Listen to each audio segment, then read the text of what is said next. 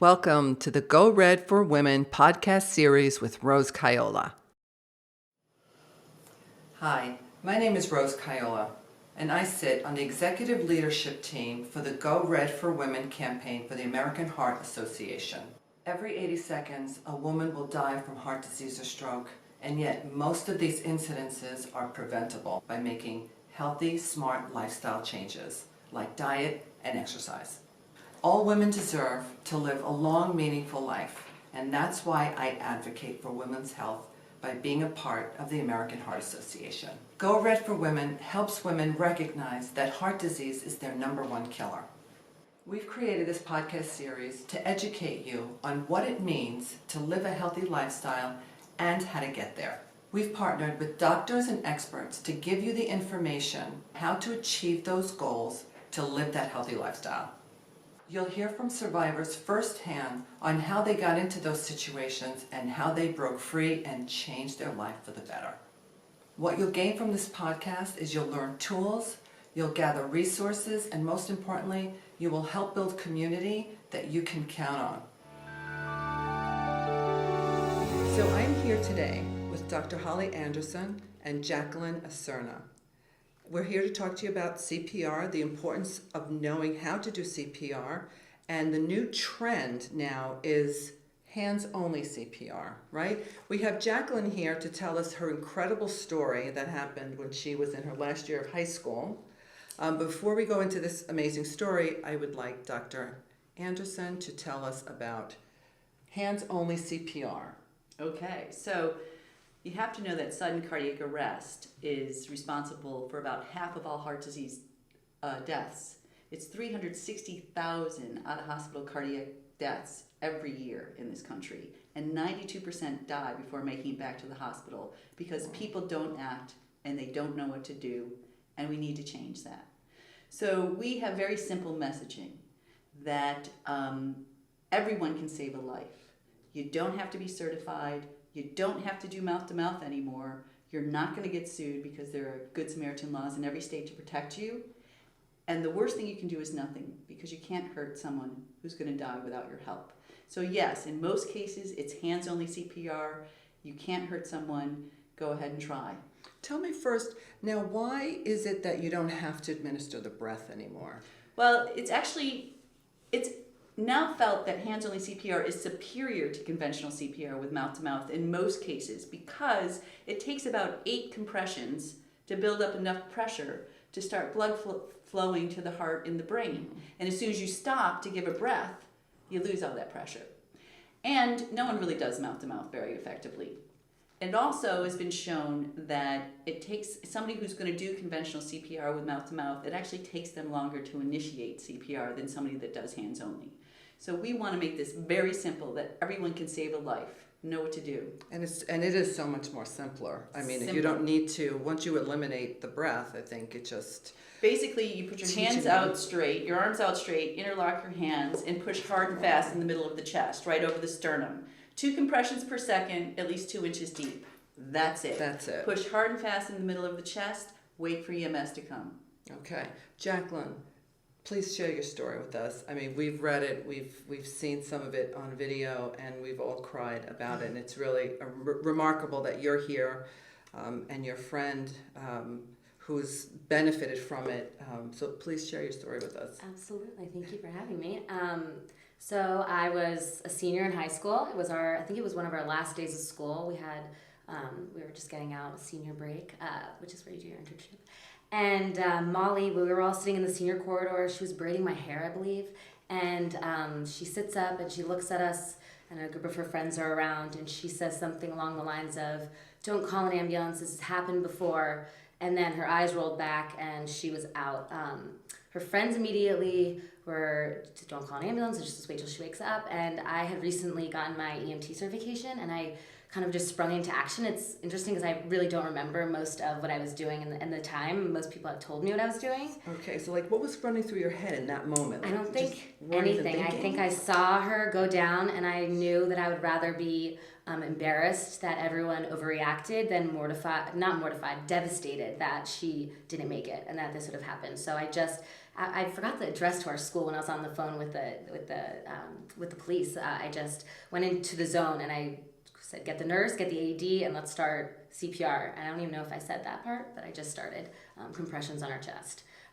Did you give any mouth to mouth? Mm-mm. I just did compressions on her chest, and then the nurse came with the AED, and we shocked her 1 to 4 times before her heart started beating again. But you were also doing CPR for how long? It was a long time before We were doing on a college campus, right, to get that ambulance there. Yeah, it was right? a high school. High school, am I talking about? Absolutely. It took, the police came in thinking that it was an overreaction. They didn't even have any of the equipment, and so they had to run back out to the car to get the breath aid and the AED that they brought. But we already had the AED strapped to her, and you don't take that off once because it kind of just keeps it monitored. Okay. But yeah, it was 25 minutes. I think the nurse did most of it towards the end, as she had come, and I was more just watching at that point. But yes. So what happened after? I mean, she's okay now. She's okay. She's okay. She was okay then. Graduated in her academy as our valedictorian. Went to Harvard, and I think she's at Harvard Business School right now. You're still friends? We are still friends. Still get invited to the birthday party. But yeah, she was actually conscious before she left in the ambulance. She had her eyes open, wasn't speaking, but she was conscious. And she knew who you were. Did she know at that point what you had done for her? I don't think she knew much of any. I think she was just shocked. But what was her reaction when she found out what you did for her? So the nurse and I drove to the hospital the next day to check on her, and she just burst into tears. I mean, that is just such an emotional experience. I don't think I knew I had it in me at that point to do that, but I think when something happens and you've had enough training to feel confident in a situation like that, I think that's the difference between her friends who didn't know what to do and were standing, let's get paper towels, and the people that responded really quickly and helped save her. I mean, what a gift to be able to give someone. One, she was your friend. I mean, you gave her life back, basically. And then having, the ability to be able to do that for everyone else. I think what happens today is that a lot of people have a fear, and they don't want to touch somebody else because of all of the controversy that's going on in this world. And that's the difference between life and death. And we really want to do nothing short of changing the social norm so that everyone knows what to do. And in that moment where you see someone drop, that instead of recoiling in fear, you know what to do. Check, call, compress, we say. Check to see if somebody's responsive or breathing normally. Call 911 and begin chest compressions, hard and fast in the center of the chest. That's all you have to do. And it's important that you don't wait, because every minute without CPR, the chance of survival goes down by 10%. Within 5 minutes, brain cells begin to die. Sooner than that, brain cells change irreversibly. And within 10 minutes, the chance of survival is virtually 0. So you can't wait for EMS to arrive. You can't wait really for someone to get an AED, because your chance of getting that person back, especially a viable person back, is going to be remarkably reduced. And you can't hurt somebody. You know what? If they're on the floor, just start It is administering so easy. compressions. And people don't know how easy it is, and they don't know that you don't have to be certified. So we want everyone to know how to save a life. Right. Now, Jacqueline, you said something to me earlier about, part of that fear factor in someone not wanting to administer the CPR. Do you remember what that was? Yes. So I said something along the lines of, I remember I had an instructor who told me something that stuck with me pretty much till today, that if someone is in cardiac arrest, they are legally considered not alive. So you can't hurt somebody who's already clinically considered dead. Which is not a beautiful way of phrasing it. You obviously want to save a life, not be pounding on a dead person, but it takes that element of way of I could do more harm. Right. Because you really can't do more harm. And I think it's important for people to know that, And the difference between acting and not acting is the difference between life and death here. And, it is a large number of people, and it's the number one cause of death for student athletes. And we were talking, there's something called commotio cordis, where if a lacrosse ball or a softball hits somebody in the chest at the perfect timing, it can cause cardiac arrest in a perfectly healthy person or kid. And there are kids who die in this country every year from that. And by definition, they're not alone. So we need to be saving so many more people than we do. Yeah. And we can with messaging campaigns like this. Right. So tell us also a little about this Me Too movement. Now, how is that? I mean, I know that that's affected Well, I would how say we this. interacted Well, first of with all, healthcare. I think that women are 50% less likely to receive bystander response.